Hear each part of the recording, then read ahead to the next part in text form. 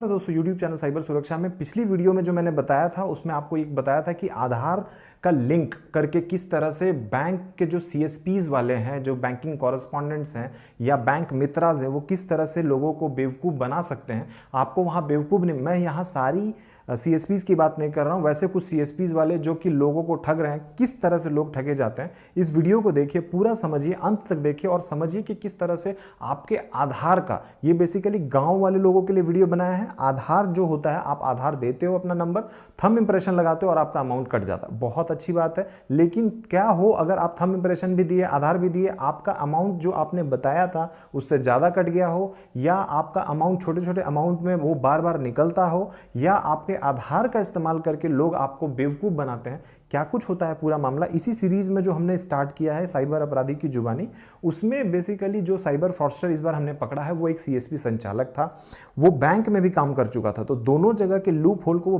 बखूबी जानता था कि किस जगह पे हम आधार का मिसयूज़ करके लोगों को बेवकूफ़ बना सकते हैं। लोग कैसे बेवकूफ़ बनते हैं उसी की जुबानी आपको सुनाएंगे और आपको दिखाएंगे कि किस तरह से आपके आधार और आपके बायोमेट्रिक इंप्रेशन, यानी कि आपका थंब प्रिंट, जो अंगूठा आप लगाते हैं, एक मशीन छोटी सी होती है जिसको मॉर्फो या मंत्रा बोलते हैं, उस पे आप लगाते हैं, आपका पैसा निकल जाता है। कैसे वो इस्तेमाल करता था, इस वीडियो को पूरा देखेंगे। और चलाते थे तुम? यूको बैंक का CSP था। कस्टमर पैसा निकालने के लिए आता था तो पैसा निकालते थे, प्लस क्या होता था कि हम लोग CSP में तो चार्ज नहीं करते थे, लेकिन किसी का घर जाते थे पैसा निकालने के लिए तो उस टाइम चार्ज करते थे।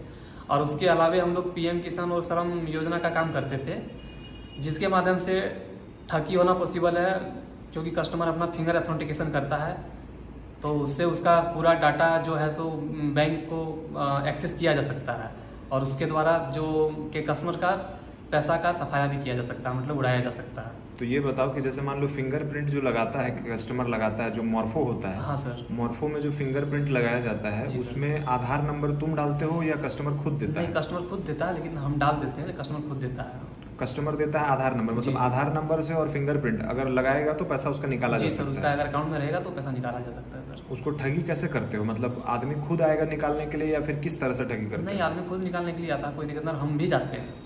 तो तुम किसान योजना या फिर इस तरह का योजना का लाभ दिलाने के नाम पे जो है कि तुम पैसा उससे, हाँ सर, बोलते थे कि तो आपके अकाउंट में पैसा आएगा, जबकि उसके अकाउंट से पैसा निकल जाता था। तो निकल के तुम्हारे ID में चला जाता है वो पैसा। मान लो कि वो जो पैसा निकालने, किसान योजना के अलावा कौन कौन योजना का लाभ देने के नाम पे ठगी किया जा सकता है? किसान योजना और श्रम कार्ड। श्रम कार्ड? हाँ, मतलब बोलने का मतलब ये है सर कि श्रम कार्ड क्या बोलते थे? श्रम कार्ड ही बोला जाता है। नहीं, श्रम कार्ड में बोलते क्या थे लोगों को जिससे उनका पैसा निकल जाता है? श्रम कार्ड एक मजदूर कार्ड जैसा होता है सर। हाँ, और उसमें क्या होता है? आधार ऑथेंटिकेशन चाहिए होता है उसको बनाने के लिए, ऑनलाइन करने के लिए। तो कस्टमर से ये बोला जाता था कि अगर आप लोग बनाना चाहते हैं तो 50 रुपीज़ चार्ज लगता है सर उसका। तो सब बनाने के लिए जो रेडी एग्री होता है तो उसको बना के कस्टमर को क्या फायदा होता है? उसको बना कस्टमर का बेनिफिट ये है सर उसमें कि लेबर कार्ड में 3 महीना, हर 3 महीना में सरकार की तरफ से मजदूरी का पैसा जो 2100 मनरेगा वाला। हाँ सर। अच्छा, 2120 रुपया खाते में उनका आता है पैसा 3 महीना में सर। तो वो लोग काम करे चाहे नहीं करे पैसा आएगा? पैसा फिर भी आता है। और इसी लालच में वो लोग अपना बनवाना चाहते हैं और उसी का फायदा उठा के जो है साइबर अपराधी जो है सो इसका फायदा उठा सकता है। तो तुम श्रम कार्ड का नाम से और PM किसान के नाम से पैसा निकलवाते हो? जी बिल्कुल।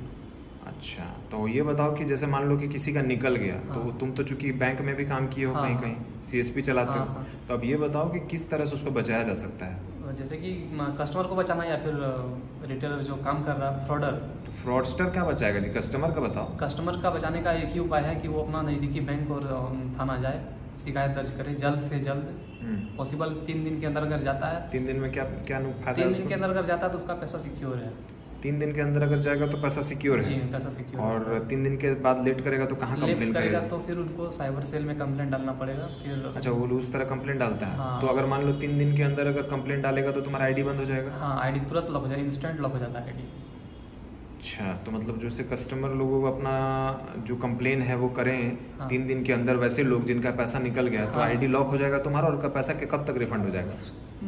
1 से 1.5 महीने के अंदर बैंक वेरीफाई करके, जैसे कि इनका 3 सर्कुलर है, एक NPCI, APS, तीसरा बैंक, ये तीनों एक दूसरे को ऑफिस में देख के जो भी है सही से देख के, और जिस अकाउंट से पैसा निकला रहता है उसी आधार बेस से पेमेंट उनका डलता है। आधार के बेस से पेमेंट डलता है, इसलिए इसमें 1 महीना से 1.5 महीना टाइम लगता है, क्योंकि आधार से APS को जाता है, APS से NPCI को जाता है, NPCI से बैंक को जाता है। अच्छा, इसीलिए इसमें प्रोसेस थोड़ा लंबा है, लेकिन हाँ कस्टमर का पैसा सिक्योर है, कोई दिक्कत नहीं। लेकिन अगर कंप्लेन करेगा तो कंप्लेंट 3 दिन के अंदर? हाँ 3 दिन के अंदर। क्या क्या उसको देना पड़ेगा? उसको सिर्फ अपना पासबुक लेके जाना, पासबुक का फोटो कॉपी और एक अपना आइडेंटिफिकेशन, आधार कार्ड या पैन कार्ड जो भी हो। और उस पे जो प्रिंट होके जहाँ से अमाउंट निकला है, वो जो ट्रांजैक्शन आईडी है वो देना पड़ेगा? जी जी सर। अच्छा, वो ट्रांजैक्शन आईडी दे देगा तो निकल जाएगा, उसका पैसा वापस हो जी जाएगा? बिल्कुल सर। अच्छा, तो तुम हमको दिखा सकते हो किस तरह से फिंगरप्रिंट वाला जो है वो काम करता है? बताया, बहुत अच्छी अच्छी चीज़ें भी बताएं और किस तरह से लोगों को ठग रहा है वो ये सारी बातें को बता रहा है।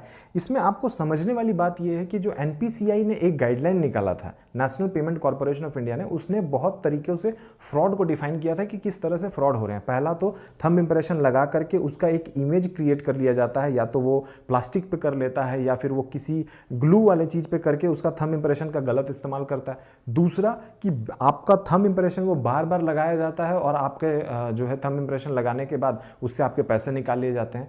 तीसरा उन्होंने बताया था आपके जो क्रेडेंशियल्स है उसको बैंक में ही कोई मिली भगत से चेंज कर दिया गया तो आपके साथ फ्रॉड हो सकता है। और चौथा उसने ये बताया कि जो सीएसपीज वाला है वही भाग गया हो आपका पैसा लेकर के। तो ये कुछ 4 तरीके का फ्रॉड बताया था, बट उसने बहुत इंपॉर्टेंट बात जो ये साइबर अपराधी भी बताने की कोशिश कर रहा है वो यही थी कि आपका पैसा सेफ है, सुरक्षित है, उसको वापस आपको कराया जा सकता है अगर आप कंप्लेन करते हैं। तो आपके अकाउंट से पैसा अनऑथराइज विड्रॉ हुआ, अवैध रूप से निकला, तो आप क्या करोगे, आप तुरंत जो है अपने इशूअर बैंक, जो आपका बैंक है उसको इशूअर बैंक बोलते हैं, उसको जा करके आप कंप्लेन कराओ। जो एक्वायरर बैंक है, जिस बैंक में पैसा गया, इशूअर बैंक एनपीसीआई के थ्रू मूव करेगी, एनपीसीआई के थ्रू आपके एक्वायरर बैंक को बताएगी कि आपके जो बैंक में ये पैसा का ट्रांजैक्शन हुआ है ये अवैध है, ये गलत तरीके से हुआ है। उसको आपका पूरा प्रोसेस जो है कि वो 10 दिन के अंदर वो क्लियर कर देती है एनपीसीआई कि आपका पैसा कहाँ गया और कैसे आपका पैसा रिटर्न मिलेगा। मोस्ट ऑफ द केसेस में जैसे ये 1.5-2 महीना बता रहा है, ये सही बता रहा है, ये 1.5-2 महीने के अंदर आपका पूरा पैसा रिफंड हो जाता है। आपको कहीं भी परेशान होने की ज़रूरत नहीं है। इसमें आपको ध्यान ये रखना है कि इस तरह के बायोमेट्रिक ऑथेंटिकेशन का इस्तेमाल आप जब भी कभी करें तो इसकी जो बातें हैं कि किस तरह से ये श्रम कार्ड, आधार, लेबर कार्ड और इस तरह के बहुत सारे प्रधानमंत्री योजना, जो भी योजनाएं आती हैं गौ सरकार की, उसमें आपके आधार की ज़रूरत अब पड़ रही है। जब आधार की ज़रूरत पड़ रही है तब आपको सतर्क रहना है, क्योंकि इस तरह के बहुत सारे लोग हैं जो आपके आधार का गलत इस्तेमाल कर सकते हैं, मिसयूज़ कर सकते हैं। आप ये भी ध्यान रखना है कि आपका जो रजिस्टर्ड मोबाइल नंबर है वो आपके पास होना चाहिए, जो बैंक से रजिस्टर्ड है, ताकि आपके अकाउंट से पैसा निकल रहा है तो आपको उसको इमीडिएटली जो है रोकना है। आपको तुरंत जो है बैंक को बताना है कि आपके अकाउंट से अनऑथराइज विड्रॉ हुआ है, वो आपको तुरंत पता चल जाएगा।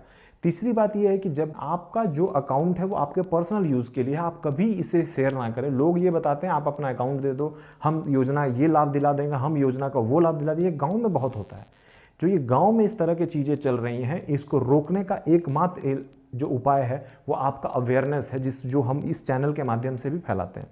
आपको ये ज़रूर समझना है कि आपका पर्सनल यूज़ का जो भी चीज़ है आप कभी किसी के साथ शेयर ना करें, आपके साथ धोखाधड़ी हो सकती है। हाल के दिनों में कुछ ऐसे मामले सामने आए हैं जिसमें बैंक अकाउंट को साइबर अपराधियों ने ज़्यादा पैसा दे करके लोगों से खरीद लिया, ले लिया और उस पर अवैध पैसा मंगाते थे। जब पुलिस पकड़ने आई तो पुलिस के पास ऑप्शन नहीं था, उसी आदमी को पकड़ के ले गई जिसका बैंक अकाउंट था। तो अपना बैंक अकाउंट जो होता है आप किसी को शेयर ना करें। ऑथेंटिकेशन जो आप है वो किसी से शेयर ना करें, क्रेडेंशियल्स किसी से शेयर ना करें।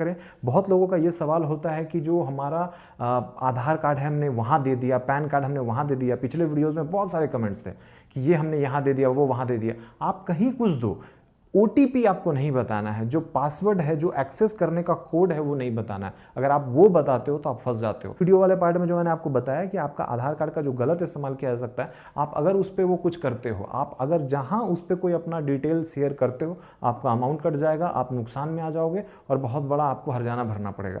कैसे कुछ वो थंब इंप्रेशन लेता है और कैसे रजिस्टर्ड मोबाइल नंबर आपका बहुत ज़रूरी होता है आपके पास होना, इसी साइबर अपराधी की जुबानी सुनते हैं, देखते हैं इस वीडियो को।